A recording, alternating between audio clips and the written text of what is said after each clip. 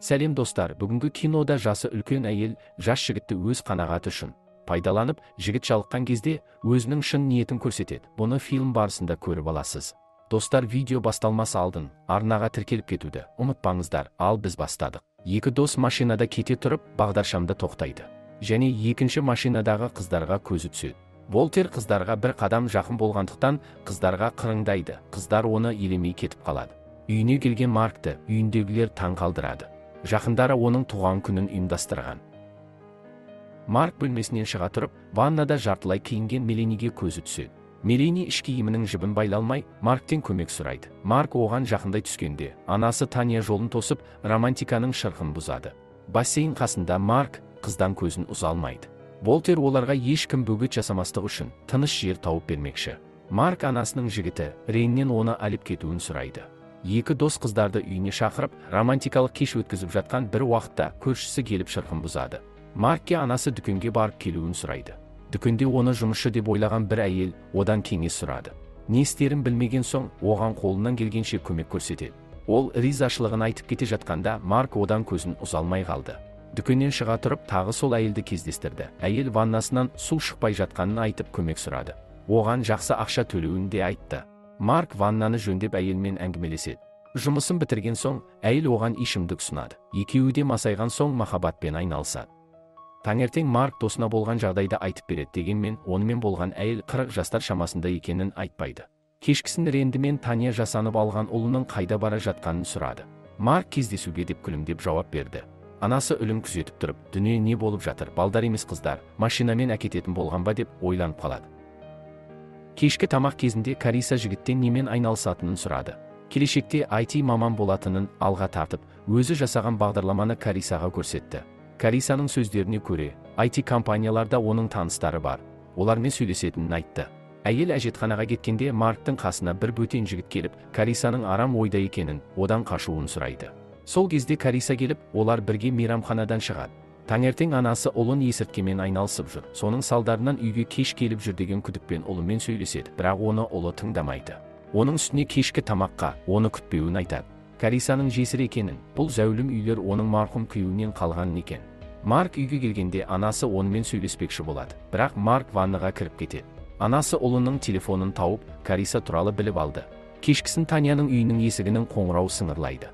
Марк есікті ашып ғажайып көңіл күймен Карисаны күтіп алады. Марк оны анасымен таныстырады. Оның есімін естіген Таня ұлының өзінен үлкен әйелмен айналысып жүргеніне таң қалады.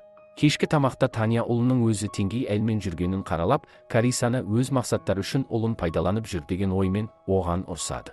Кариса Марктен көңілі қалады. Анасы оны қорлап жатқанда, жігіт тыныш отырудан басқасына жарамады.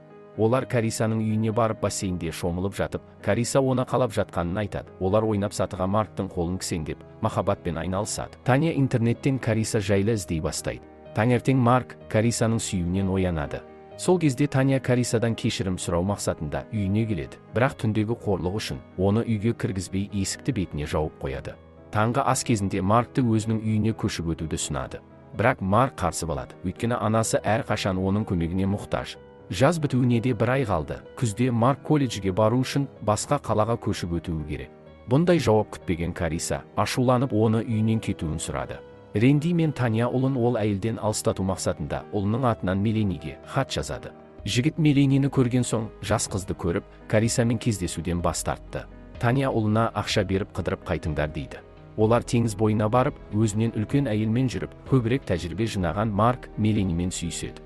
Оларды Кариса бақылап тұрды. Тағы кездесу ұйымдастырып, Марк қызбен жылы қоштасты.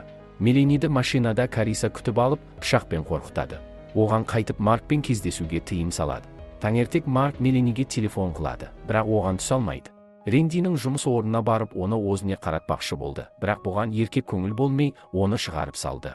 Қайта қоңырау соққан Марк Меланимен сөйлеседі. Басқа қоңырау соғып, оны мазаламастығын айтады. Сол арада Кариса да қоңырау шалып, оны бір IT компаниясының иесімен таныстыратынын айтып үйіне шақырады. Марктың бағдарламасын мақтайды, бірақ бұл бағдарламаларда басқа компаниялар бұрыннан бері жұмыс істеп жатқанын алға тартып, оған өзінің визит карточкасын тастап кетеді. Кариса досын есіктен шығарып салды. Содан кейін Маркке бірге ішуді ұсынады. Марк стаканға бара жатқанда оның басына бөтелкемен ұрды. Марк қолы байлаулы, саунада оянады. Таңертең Таня ұлының үйге келмегеніне қайғырып, досты Волкерге қоңырау соғады. Бірақ Волкер телефонды көтермейді, өйткені ол бір күн бұрын Карисаның үйіне барады, содан ол жоғалып қалады. Кариса Марктың телефонынан Таняға келуін сұрап хабарлама жазады. Ол келді. Кариса ұлын тірі көруін қаласа, қолына кісен салуын айтады.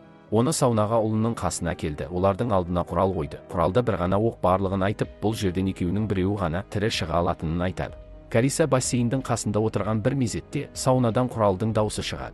Кариса саунаға кірді, жерде жатқан Таняны көрді. Марктың қолы босатылған. Кариса Таняның өлгеніне көз жеткізу үшін оның қасына жақындағанда, ол орнынан тұрып, екеуі төбелеседі. Бір кезде Таня оның басын қызып тұрған тасқа басады. Кариса есінен танады.